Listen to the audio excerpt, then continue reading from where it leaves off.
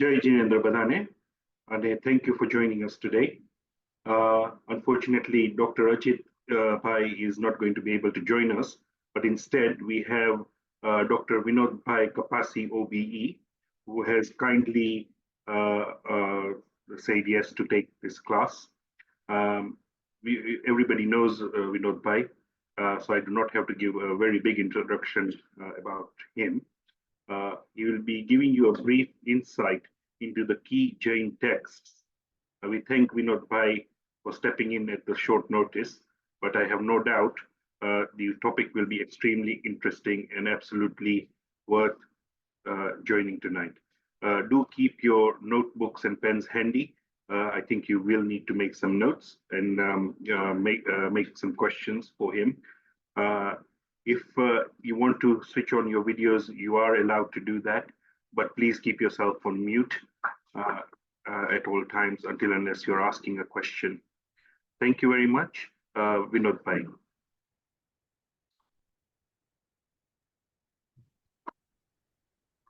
Hi everyone, Jai Jinendra. I hope you're able to hear me all right. Yeah? I can hear you. Jai Jinendra. Okay. Sandeep asked me yesterday that can I take today's class? And then we decided on the subject on the spot within a minute or so. And I had suggested that I'll speak about Jain scriptures, Jain agams, and some other sacred books. It's very good subject, very interesting, and worth knowing. So let's begin. Namo Rihantanam, Namo Siddhanam, Namo Airyanam, Namo Vachayanam, Namo Loye Savvasahunam, Eso Panchanamukkaru, Savvapavapanasano, Mangalanam cha Savvesing Padamanghavai Mangalam.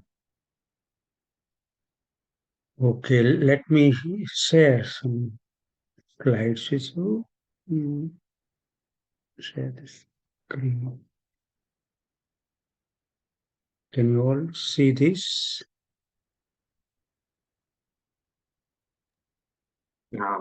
Put it on slideshow. Yeah. Yeah. Yeah. I'll just do the.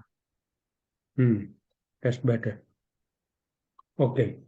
As I said, our subject is of course, Jainism, sacred texts.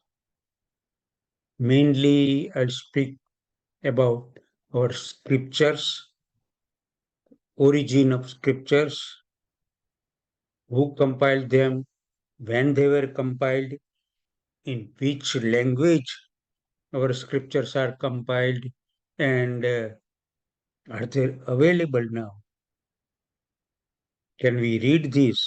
So these are the questions which hopefully I'll try to answer this. And at the end of my lecture, whatever questions you have got, please do not hesitate to ask. Okay, Jain text. As you know that Bhagavan Mahavir Swami had 11 disciples. We call them Gandhara. They were the main disciples. They learned everything from Mahavir Swami. The chief disciple was Gautam Swami, as we all know. We call him Guru Gautam, Gnana Bhandar, Labdhi Swami. So Guru Gautam Swami was the first one, and there were another 10, total 11 Gandhars were there. Bhagwan Mahavir Swami taught everything to his Gandharas. They were attending his sermons regularly, they were remembering everything, and they were imparting this knowledge to their own disciples. One day, Gandhars asked Mahavir Swami, Bhante, what is Tattva, reality, entity, the main thing in this universe? What is it? Bhagwan Mahavir Swami said, he gave 3 small phrases. Uppaneva, Vigeva, Dhuveva. The meaning of these phrases is Uppaneva means everything is being created. There is creation. Things take birth. It happens.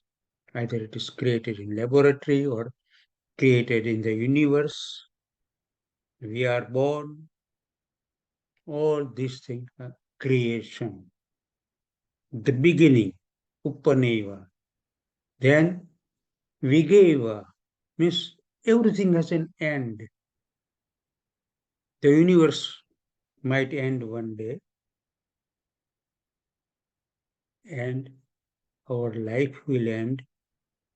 Whatever we have got around here, our house and property and everything, who knows? One day nothing will be here, nothing will be there. So that is we gave. But there is a stage in between. Dhuveva. There is a stage in between. That stage is the stage of existence, between the creation and destruction. There is a stage of existence. So this existence is the important thing.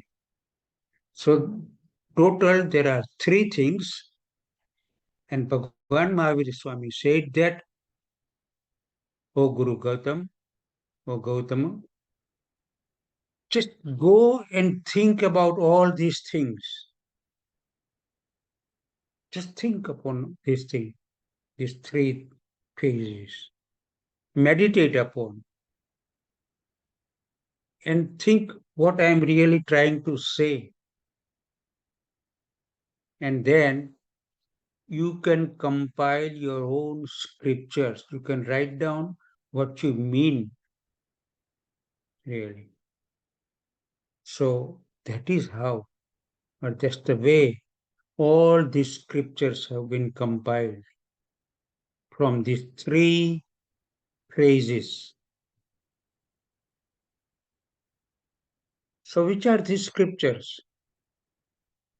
Of course, as I said, that Bhagavan Mahavir Swami was giving sermons regularly. He was sitting in the Samavasaran, preaching to the mankind, even to animals and birds and devas and everyone, those who came to listen to him. So Bhagavan Mahavir Swami was giving his sermons regularly. And whatever his Gandharas heard, they remember everything. But at that time, nobody was writing down anything. You had to remember everything and then describe all these things, teach all these things to your own disciples. That was the tradition. Nothing was written down. So it is said that, of course, we have got 45 scriptures. Shvetambars, Murti Pujaks have got 45 scriptures. We call them Agam. So these Agams were compiled by the disciples. And if you open the main Agams,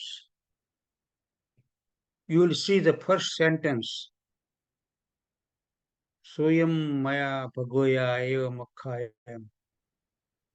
Bhagwan Mahavir Swami is telling all these things to one of his disciples called Sudharma Swami. And Sudharma Swami was teaching everything to his disciple Jambu Swami. So every time Sudharma Swami started speaking, he would say, Suyam Maya Bhagaya Eva Makhayam. O Jambu, please listen to this. What I am saying to you was told to me, was taught to me by Bhagwan Mahavira. This is the first sentence in main scriptures. Whatever Bhagwan told me, whatever Bhagwan taught me is here. I am presenting this to you now. So these scriptures were compiled in this same fashion. They were not compiled in Sanskrit language. The Sanskrit language was the language of scholarly people, Pandits. But Bhagwan Mahavir Swami was given his discourses in a Prakrit language, the language of common mass, common men in that area. And that area was north of Bihar, the state of Bihar in India. It was called Magad. And the people of that area, people of Magad, were using their own language called Magadhi language. And half of the people, they had slightly different dialect. So it's called Ardha Magadhi language, half Magadhi language.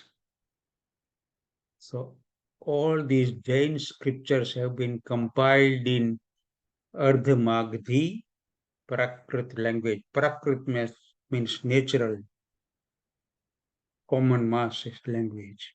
And Ardha Magadhi means the people in that area, Magad area, were using this language, Ardha Magadhi. So all our scriptures have been compiled in Ardha Magadhi Prakrit language. It's a bit different than Sanskrit, but they are not in Sanskrit language, of course. So which are these scriptures? The first thing Bhagavan Mahavir taught to his disciples was this: the philosophy of ahimsa, non-violence. He said that life is everywhere,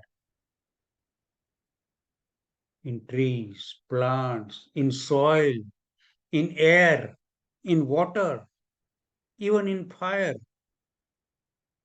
Life is everywhere. Minute living beings are there everywhere.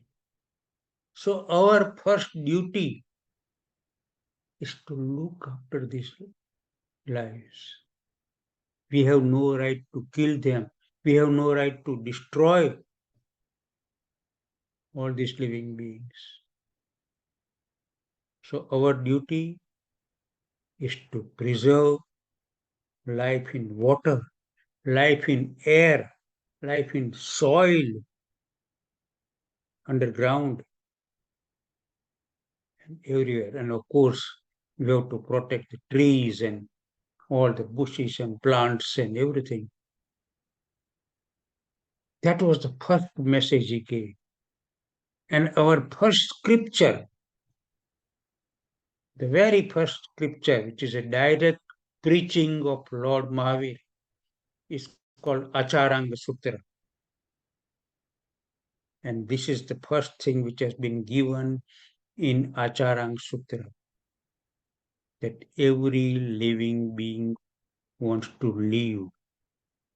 And it is our duty to let them live or help them live, not to kill any living beings. Imagine, more than 2000 years ago, Lord Mahavir said this thing, that there is a life in plant, life in the trees have got life. They feel pain. That has been written. They feel pain when they are cut. They feel pain when you abuse all these trees and soil and water and air and everything. You can't pollute water. You can't pollute air. We have to look after fields and soil and everything in agriculture, land, all these things. And of course, trees. Imagine, more than 2000 years ago, he said there is a life tree. So the first scripture is Acharanga Sutra. So when Bhagwan Mahavir died, of course, we say that he attained nirvana. All the main sutras were compiled. I'll give you some names, which are they.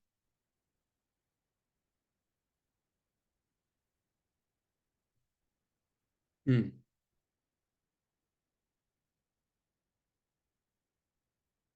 a conference held at Vallabhi. I'll come to that later on. But let me mention these agams, our sacred scriptures. The first 11 books are called Ang. Actually, there were 12 books. The 12th is lost. Nobody remembered after 400, 500 years, and we don't know much about this thing. So out of 12, we have got 11 Anga. They are available. Anga means main limbs. These are the main scriptures, 11 they are. But then after that, there are 12 other books called Upanga. Upanga means subsidiary limbs. Our hand is the main limb, Anga, and fingers are Upanga, subsidiary limbs. So 11 Anga and 12 Upanga. Then there are Mool Sutra, 4 books. So this is the classification how our 45 books, 45 original scriptures are classified. Then Ched Sutra, There are 6 books, and some miscellaneous books. They were compiled long time after Mahavir Swami's Nirvana. These miscellaneous books are 10 books, plus 2 more books, which are called Nandi Sutra and Anuyoga Dwara. So you can count 11 Anga, 12 Upanga, 4 Mool Sutra, 6 Chhed Sutra, 10 Miscellaneous Sutra, and Nandi Sutra and Anuyog Dwara. So these are the 45 books which are our agams, which have been taught by Mahavir Swami. But the first 11, which is called Anga books, the first 11 Anga books is the result of direct preaching of Lord Mahavir Swami. It's a direct preaching in these 11 books. And we are fortunate, very fortunate, that these has been survived. All 11 out of 12, of course, all 11 books are still here, still they are available. They are available in the Prakrit language, English translation, Gujarati translation, Hindi translations. They are all translations are available, and people can make use of this sacred text. Now, these books are the book of Svetambar people, but Digambars have got their own text. Why? What's the reason? Because Digambar people said at that time that how could you remember all these texts some 400, 500, 600 years after Mahavir Swami's Nirvana, after his death? It's not possible. So the original texts have been forgotten, they've gone, they do not exist. So Digambar people compiled their own scripture. They are called Siddhantas or Shastras. But of course, the main thing, the important thing is that the philosophy is same. The books are very, very good, extremely good, worth reading. You can read Shwetambar books, you can read Digambar books. Each and every book can enlighten us, a great source of knowledge. So the main classification is Shwetambars have got 45 agams and Digambars have got their own Shastra or Siddhantas. Now, as I said, the first 11 books were compiled as the result of direct preaching of Mahavir Swami. But then other books were compiled after Mahavir Swami's Nirvana, Upanga books, Mool Sutra, Chhed Sutra, miscellaneous books. Some acharyas started writing commentaries on the main scriptures, and that's how this 45 came into existence.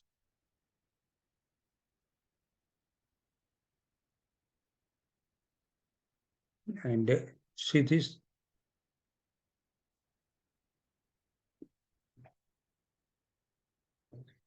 Right. Here I'm going back a little bit. Little bit general thing about our scriptures and everything.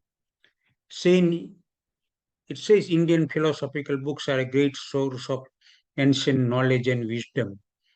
Vedic tradition are known because of Vedas, Hindu scriptures, Vedas. old books of hymns written by sages and developed as Hindu philosophy. Now, the Shraman tradition means Jain philosophy and Buddhist philosophy. Shraman tradition is another philosophy. Their books mainly deal with the philosophy of non-violence and the theory of the cycle of transmigration. One thing, the Vedic tradition, the Hindu tradition gave us very important scriptures. These are the Vedas, Upanishads, Bhagavad Gita, and then great story books like Ramayana and Mahabharata and Purana. So these are the Hindu sacred texts. In Jain philosophy, as I explained, we have got 45 agams and Digambar Shastras.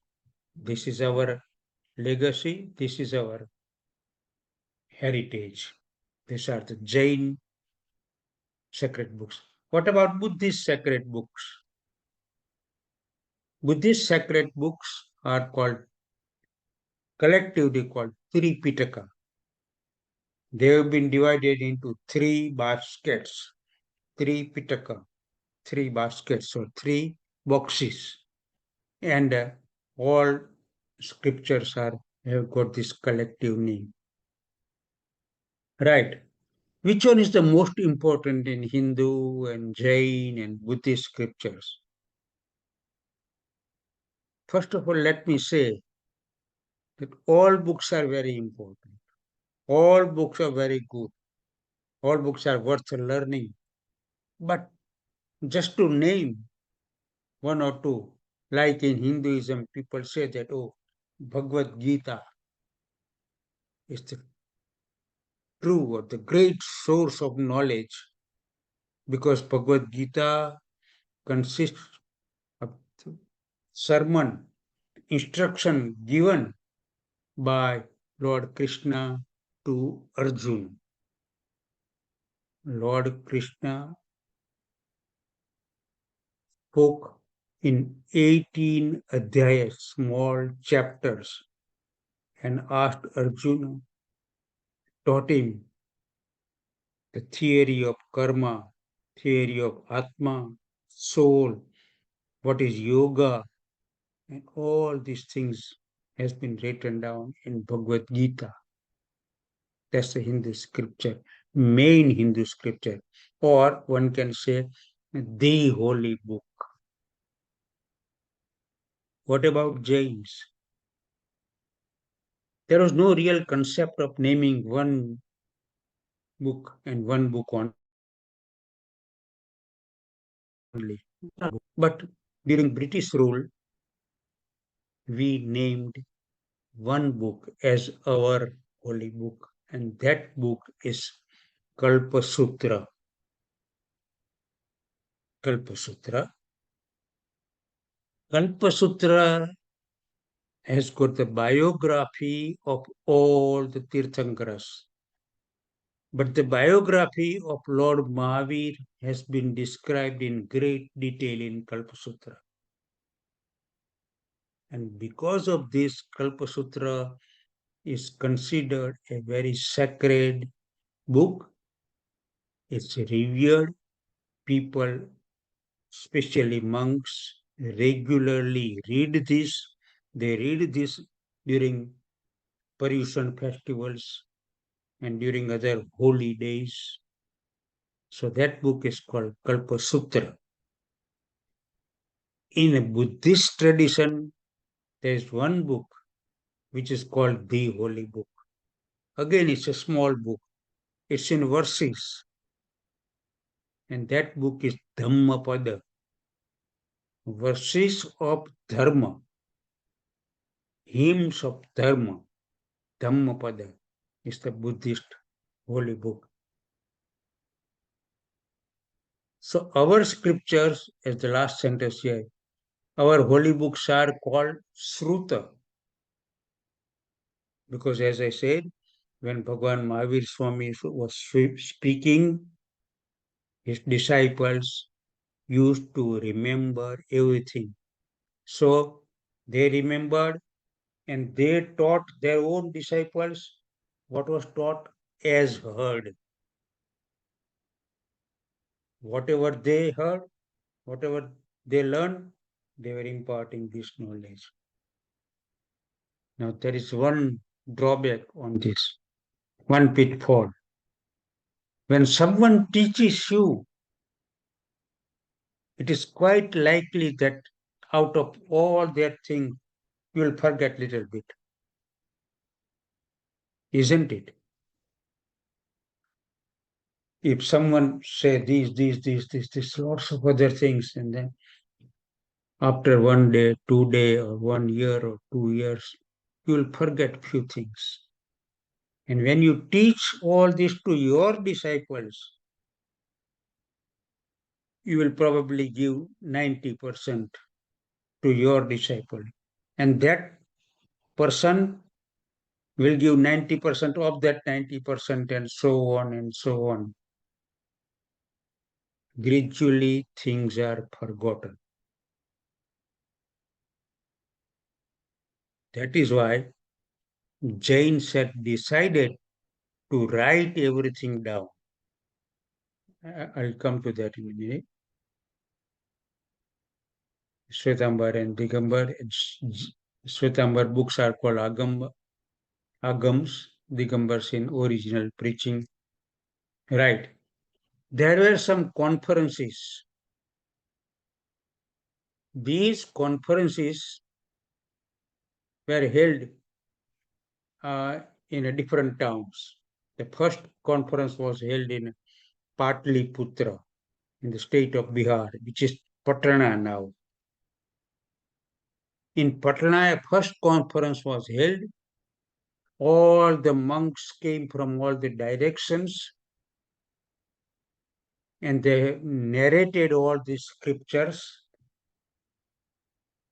and they made sure that nothing is forgotten. Of course, few things were forgotten, but whatever they could remember, they explained to each other. That was in the first conference. Then there was second and third conference, more or less to parallel, and the fourth conference after that. Fourth conference was held in a town called Vallabhi in Gujarat. Yeah.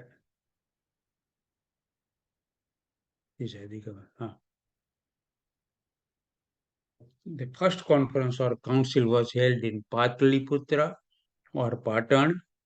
The second council was probably held simultaneously at two different places, Mathura and Vallabhi. Mathura is a town in North India, of course, is a famous Hindu place, and Vallabhi is a town in Gujarat. And the third council, or you can call it the fourth council, because the second and third were held more or less in different towns, more or less in the same period. So the third council, or you can say fourth council, was held at Vallabhi. Again, that same town in the state of Gujarat, Vallabhipur. And who was the organizer and who presided in that council? A monk, a very prominent acharya called Devardhi Gani Kshamasraman. He was the president of that conference, and he said that the time has come that we must write everything down. It's no good remembering it, because you know what happened? That last council at Vallabhi was held 980 years after the death, after the nirvana of Lord Mahavir. 980 years. Imagine how they could have remembered everything before that. Nothing was being written down. But they had decided in this last conference that it's time we write everything down. So they started writing everything down from that year onward. And as I said, we are very fortunate that we have got all these 45 agams. We got them. And they have been translated in English and Gujarati and Hindi and many, many more languages.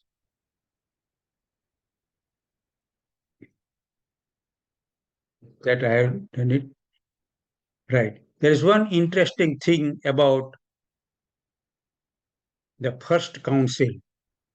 As I said, the first council was held in Patliputra or Patna in the state of Bihar in 300 and BC under the patronage of Mauryan king Chandragupta.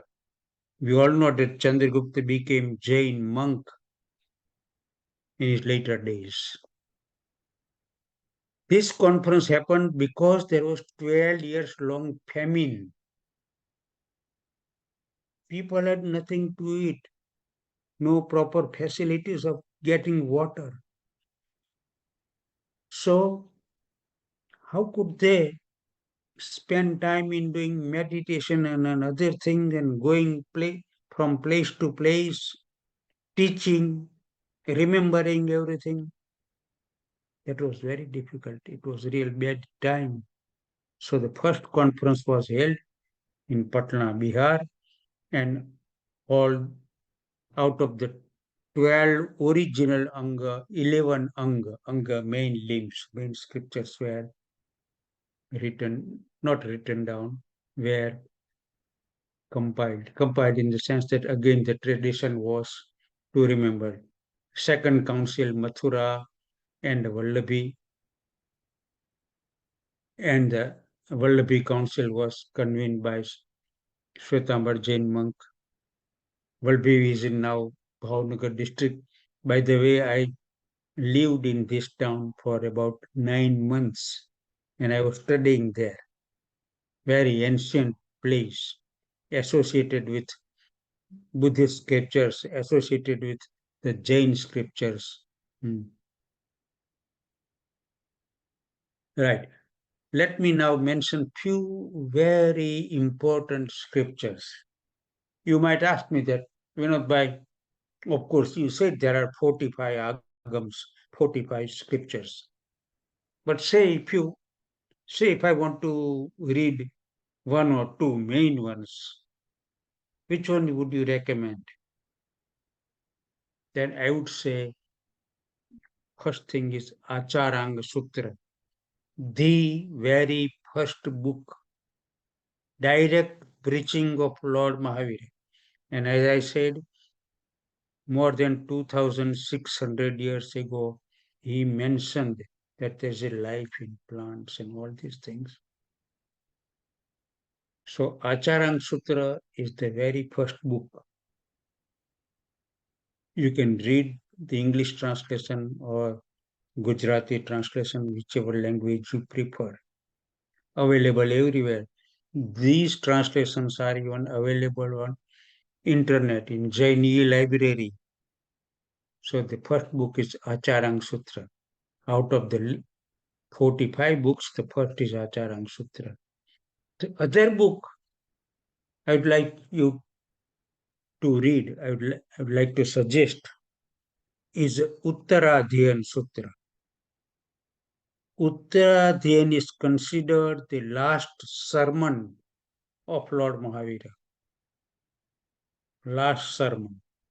It said that he continuously taught, he continuously lectured for 48 hours. And whatever he said has been written down now in 36 chapters. So this Uttarajan Sutra has got 36 chapters. Beautiful stories, beautiful illustrations, incidents narrated, and very good verses about the life, death, our duty, our karma, and not only that, the greed, anger, and jealousy, ego, and all these things have been greatly described in Uttaradhyan Sutra. So in this, there are 36 chapters, as I said, and a very good source of knowledge. Even in the chapter number 29, there are lots of questions and answers. So that's one more book I can recommend. The third book is Kalpa Sutra. I mentioned that. The holy book, which has been considered holy book because Lord Mahavir's life has been described, has been narrated in this book. It's Kalpa Sutra. And our monks read, our scholars read this in Paryushan. Kalpa Sutra is not in the list of 45 agams, but it's just one chapter in one of the agams. But very beautiful book. And again, I'll recommend that book wholeheartedly.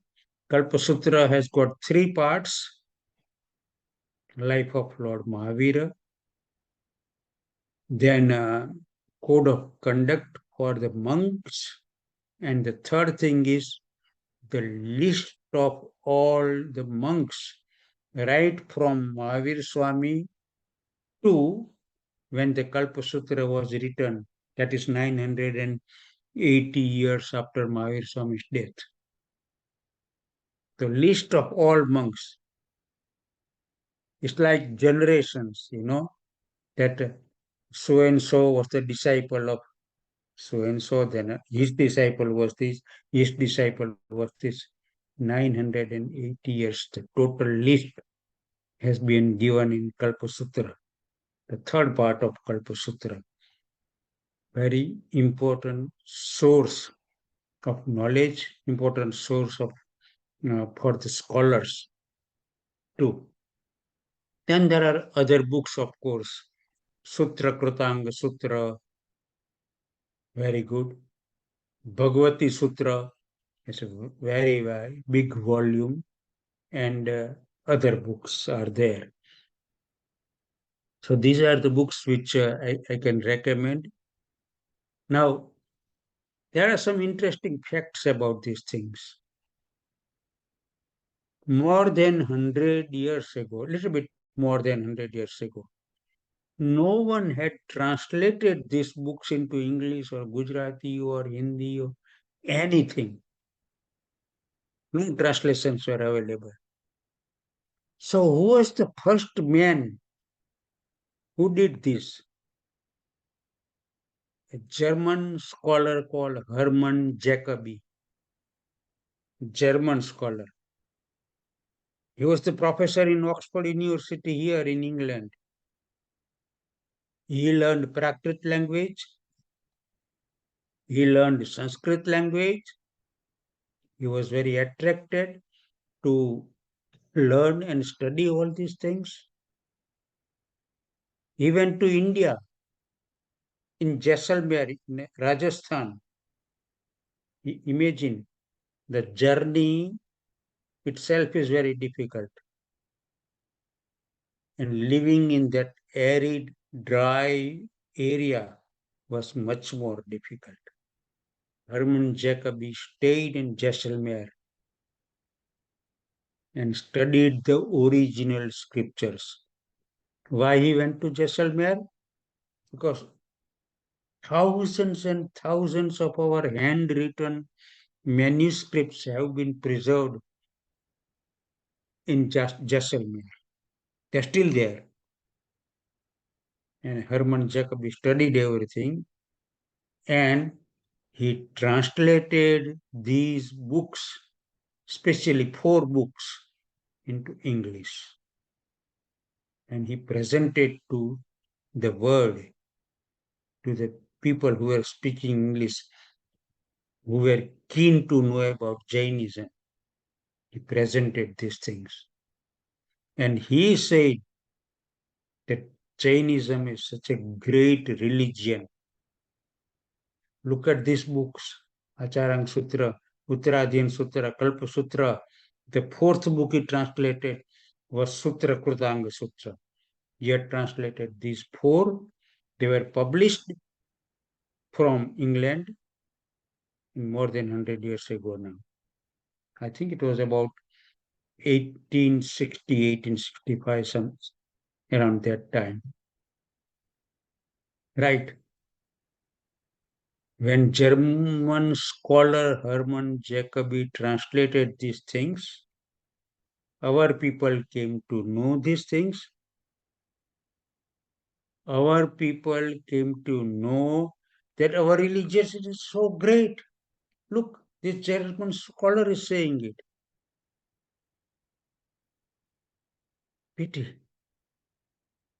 Someone had to tell us that your religion is so great. It's so philosophical, logical, full of good verses and good sermons.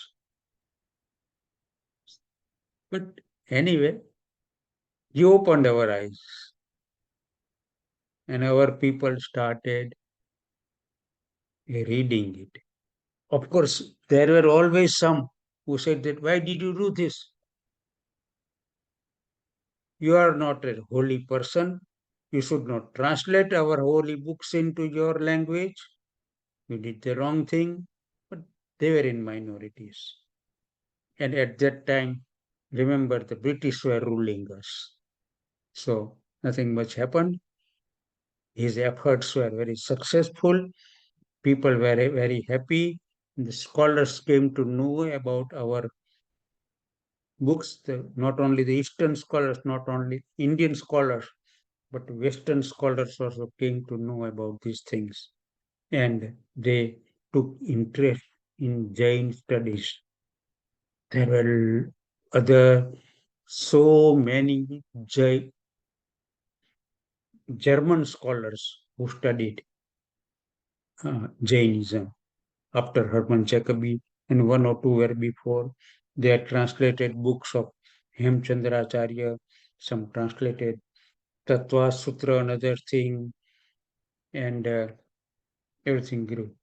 Mind you, the interest in Germany was so great that they were learning these things. They were learning Jain scriptures, and they were translating into English language. Right. There's one book I would like to mention, Tattvartha Sutra. I said there are 45 Jain Shwetambar Murti Pujak Agam. If you read the list, you would not see Tattvar Sutra in that list. And there are so many Digambar books, Digambar Shastra. If you go through that list, you will not see Tattvar Sutra. Why is that? One thing is that the author of Tattva Sutra, Uma Swati Ji, no one really knows whether he was a Shwetambar or he was Digambar. But he has compiled this beautiful, beautiful book, Tattva Sutra. It has become more famous now, this book. And Shwetambar says that Umaswati ji was a Shwetambar monk. And Digambar said that Umaswati ji was a Digambar monk. Very nice. Anyway, the book has been translated into many languages. People study this book, and whatever Ajit Bhai is teaching you now, I believe he's teaching now Tattva, isn't it? The details of all this now Tattva has been also given in Tattva Sutra. This book was compiled in the first century AD, yeah, first century, not first century BCE. Yeah, by Uma Swatiji. As I said, that's the name of the monk, the one who wrote it. And there are 10 adhyayas or 10 chapters are in the book. When Institute of Jainology was thinking about translating some scriptures and presenting here to the Western world, to especially the English audience, they had to select one book. So, to avoid any confusion or conflict or anything or arguments, they had selected Tattvarth Sutra for translation. That translation is a masterpiece. It's called, the English name has been given, it's called That Which Is, translated by Nathmal Tatia, a scholar who came from India. He did that, and it has been published from here, from England, and it's still available. I believe Institute of Jainology got the copies of this book. You can read that, and lot of things have been given about Nautattva, philosophy of karma, and about the universe, how the universe looks like, the moon and sun and all the other planets and everything has been given in Tattva Sutra.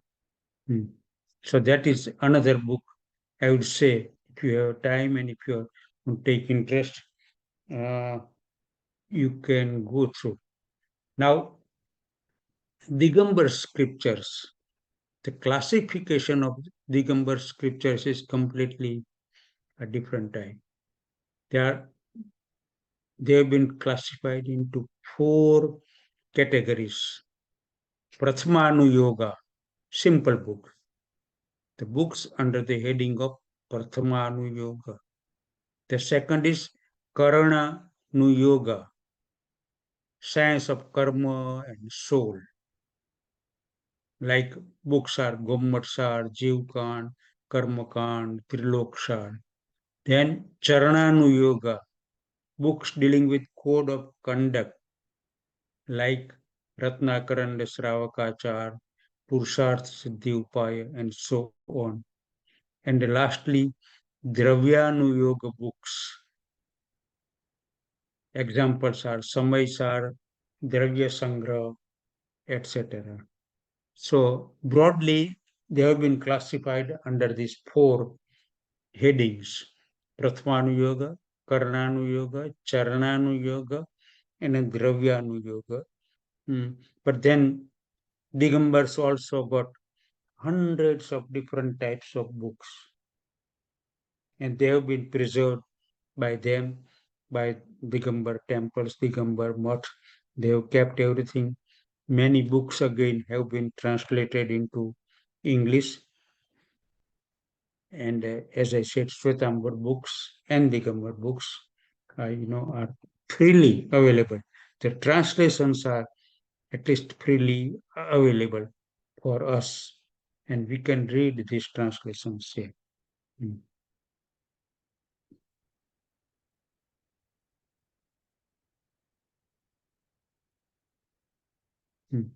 I think I broadly dealt with all these things.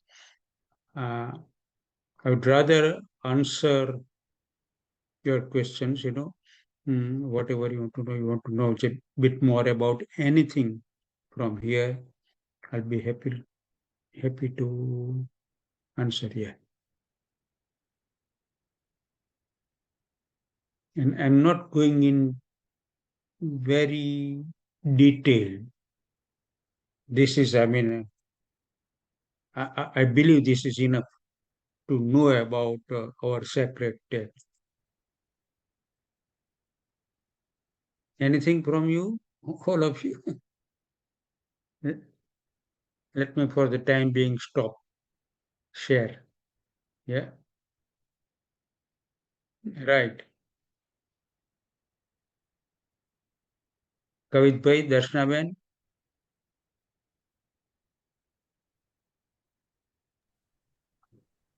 I haven't You want to received write any. your question or what? Yeah, I haven't received anything. No, from you haven't anyone. received anything. Yeah. I hope No. people have found this interesting. I have a question. Uh-huh. All these agams that we've spoken about, are they written in English as well, or not all of them? They've been translated into English. Yeah. They've been translated. All of them. Now they are available. Yeah. Now detailed commentaries are available, you know, and even translations by different authors are available. The original, as I said, 4 main agams were translated by Herman Jacobi, but now there are other authors who are doing these things, you know. And are they Acharya all, Tulsi's things, they have translated many agams. yeah, and are they all Sorry. on?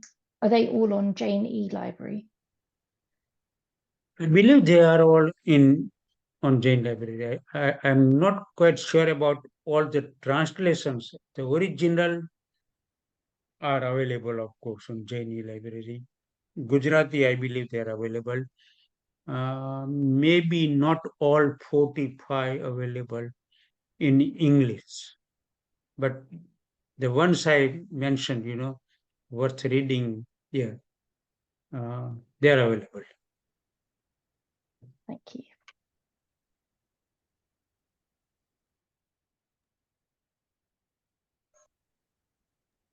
If anybody has questions, please unmute yourself and ask, or raise your hand and unmute afterwards, whichever is easier for you guys. So please do ask a question to Vinodbhai if you have any questions. Jai Jinendra Vinodbhai. Jai Jinendra. Thank you very much for the excellent Swadhyay today on Jain scriptures. I just wanted to, say, you know, Digambas during Parushan, they usually do a reading of their thus, you know, Lakshan. That's Does it? Lakshman. Are they separate? Sort of? Are they part of all those? Prasmana Yoga and Karna Yoga, Charna Yoga, and Dravana Yoga, or are they separate scriptures? Dasha Lakshana, as you know, the meaning of Dasha Lakshana is 10 virtues, you know, 10 specialized things which we observe during Parishan, of course. For uh, it is it's very important. Thus, Lakshan. Lakshan means symbols, virtues, attributes. This is called Lakshan.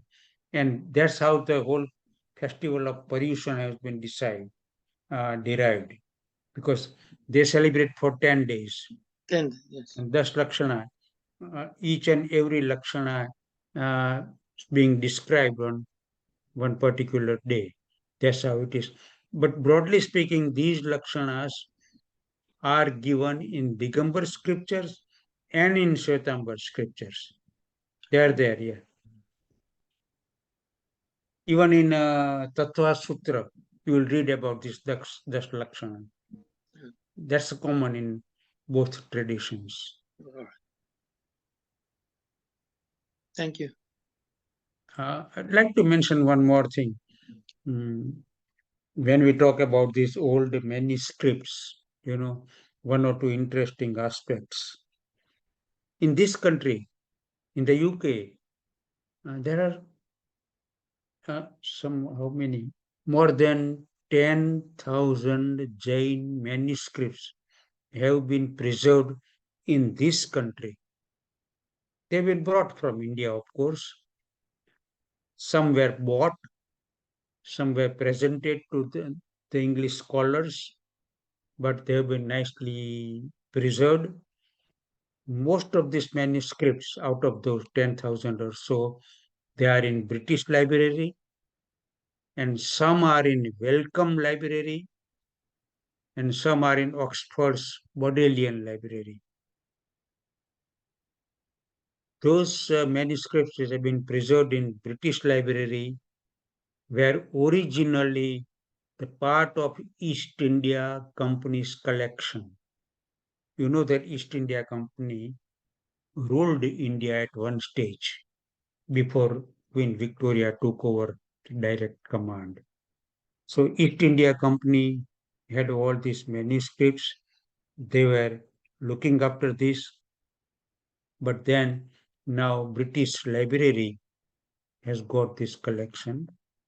Wellcome Library is a part of Glaxo Laboratories. Glaxo, you know the name, medicines and other things, and that's Glaxo. Glaxo had collected so many Jain manuscripts, thinking that there might be some manuscripts related to Indian medicines, and they might find or they might invent something new out of this. So they had collected manuscripts, they had bought it from India, and they have been preserved by the Wellcome Library, which, as I said, is a part of Glaxo Laboratories. Now, the Wellcome Library announced last month that eventually they would like to give away all the manuscripts to the Jains or to the Jain organizations in India. Because here it's a very sad thing. No one's going to this library and reading these books and other or studying, you know. So, and it's a big job to preserve with special atmosphere and all these things, hundreds of years old manuscripts, some paper ones, some written on palm leaf and all these things. It's not easy to preserve them. It needs special treatment. So they would like to, I wouldn't say they are going to dispose of, but they are going to present this to any worthy institute, organization, on things in India eventually. And Bodleian Library has got quite a few. SOAS, School of Oriental and African Studies, have got lot of manuscripts again. So that's an interesting aspect.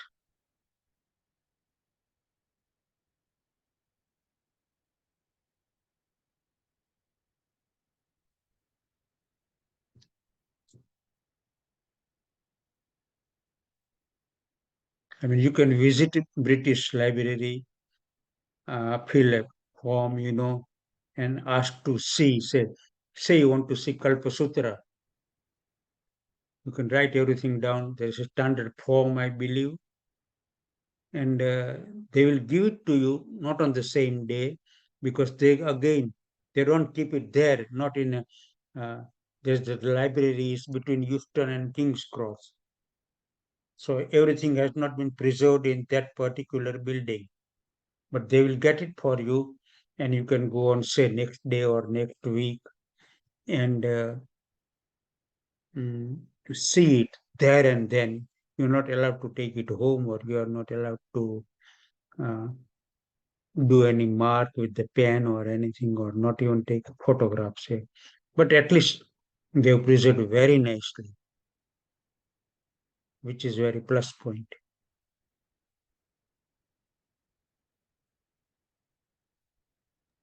We have a question from Vilas. Pranam, Vinodbhai. I believe Yes, Wellcome Trust has presented some manuscripts to Institute of Jainology, and who in return are presenting them to Birmingham University for yeah, their Jain section. that's right. I was there last when this thing was going on. But their idea, eventually what they want is Institute of Jainology will accept it on behalf of all the Jains, and then Birmingham University will also do the same thing. But it might happen that Birmingham University will also, I wouldn't say they won't be able to look after, but it's a big task. Not many people will go and read this because they are not doing it in London. So eventually, these things will be presented to and say Jain monks or his own institute or something organizing this thing. Okay, so it will take time. Institute of Jainology first, then Birmingham University, and then to most probably to India. Yeah, you are right. Yeah. Yeah, in India, there are so many manuscripts in many of the old temples, and some of them are not preserved as they should be. I myself have seen that. Yes, unfortunately, yes, it's true. Yeah, yeah. Yeah. But I would say there are more than 200,000 manuscripts are still there. Some are very, very valuable. And the main bhandara, they are called bhandara. Bhandara means a cellar where they used to keep the books. They are still there. Jaisalmer is perhaps the biggest bhandara. Thousands of manuscripts have been preserved in Jaisalmer in Rajasthan. Then Ahmedabad, different bhandaras, Limbli, Patan. Patan is again a very big place where you can see Jain manuscripts, and then there are lots of different towns. Yeah, but of course they are looking after this, but not with the scientific procedure, not in a right temperature, right atmosphere, and right chemicals. I doubt it. Yeah, they are not doing that.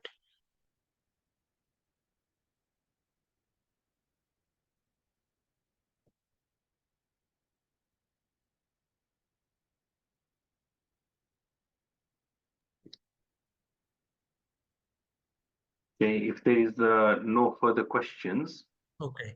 then we can bring this session to an end.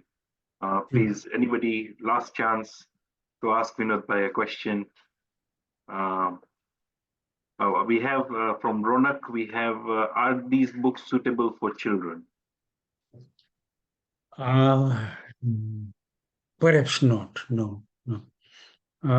The basic thing, what has been given in Acharang Sutra, the first chapter, second chapter, they are suitable for children because just it's about the life everywhere. We must protect this life in air, water, and all these things.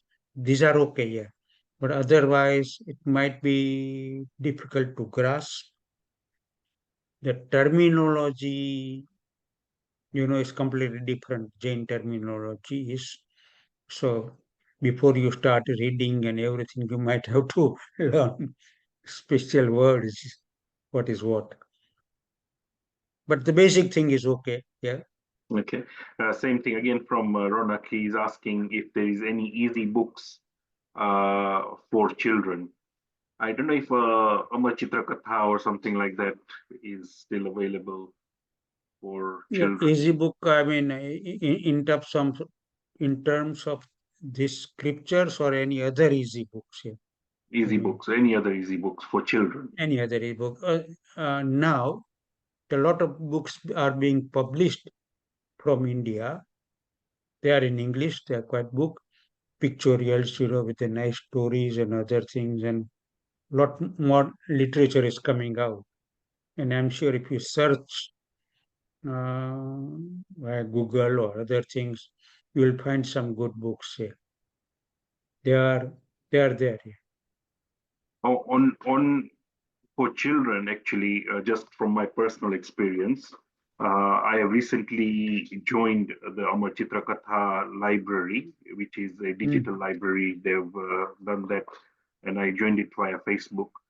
So if anybody's interested for their children, that is something that is worth looking at because it does give you quite a few religious texts and mythologies on there. I think Rashmita has a question. Rashmita, please. Jai Jinendra, Dr. Kapashi. I was Jai just Jinendra. wondering, the e-library, Jain e-library, is it fairly easy to use? Fairly easy to use. All you have to become member, which is free, you know. So every time in login, provided your password and everything is saved, I mean, there's nothing in it. You can download any book and you can make copies, you can print everything, you know. They've got no restrictions whatsoever, no copyright, nothing. And there are more than 10,000. I think that's underestimate. Maybe 15, 20,000 books are there now. You can also read the books online? Yeah, they are online, yes, in Jain library. What I mean to say is you don't have to download, but you can just read them on the e-library itself? Yeah, you can read it on your laptop, computer, yeah. Once you download it, just read it, yeah. Okay, because I've just registered myself and I was just struggling through it. So I just wondered if it was... Say you type one thing like Acharang Sutra, or even type Vinod Kapashi, and my 8 or 10 books will come on the screen, you know. Okay, thank you very much. I shall try that tomorrow now. Thank you very much. Thank you. No, that man, Praveen Shah, has done marvelous work. He has spent so many years and is still working on this project, you know. And he lives in America and what's the place? North Carolina, yeah. My friend, yeah. He has done this mammoth work here. And people from each and every country, more or less, are downloading these books, thousands and thousands of books. And he has got 2 men working in Ahmedabad, permanently scanning Jain books. Wherever any Jain book is available, you can hand it over in the Ahmedabad office. They will scan it, and within 1 week, it will come on jainelibrary.org. Yeah.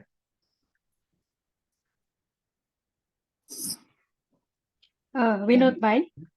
Ji. Just to say કે જૈન ઈ લાઇબ્રેરીમાં પ્રવીણભાઈએ છે ને ઓલું બી કર્યું હતું children માટે the first steps of Jainism, Jain story book, ઈ થોડું ઘણું children માટે છે, just for whoever. એ જે જૈન પાઠશાલા ચાલે છે ને all over USA, you know, under Jaina, એ પાઠશાલાની books છે ને, they are also there in this Jain library, all Pathshala books. That's again for children, yeah. Those are quite good for children actually. I know that we have used them in the past, just to let everybody know. Thank you. But yeah, no, it's a good thing you remembered. Yeah, Pathshala books are there, yeah. We've just had like one feedback from Ronak who's just said what you said, Vinodbhai, has been very interesting and helpful. Thank you. Thank you. Thank you. Okay, all right then. Yeah, I think Vinodbhai, I just need to say thank you to you. You have been a very great help today, and you have highlighted the fact that we have to preserve our Jain texts ourselves rather than relying on other people. And you know, this is a very important thing that we as a community have to do. Us as parents, grandparents, uncles, aunts, you know, we have the responsibility to make sure that the next generation have access to it. So with that, I have to thank you for your time today. And if you want to say the last prayers, and then I will close the meeting. I'll just say this Kshamapana Stotra, a very short one. Hamemi Savva Jive, Savve Jiva Kamantu me, Mitti me Savva Bhuyesu, Veram Majjana Kani. This is a mantra of forgiveness, very good, very powerful. And would like to beg your forgiveness if I said anything wrong, if I said anything which is against Tirthankar's vachanas, then please forgive me. Thank you all. That is one of the first 10 lakshan, Uttam Shama. Uttam Shama, you are so right. Yeah. Very good, yeah. Thank you, Jai Jinendra. Thank you, Vinodbhai. Vinodbhai. Thank you. Thank you so much. Bye, bye.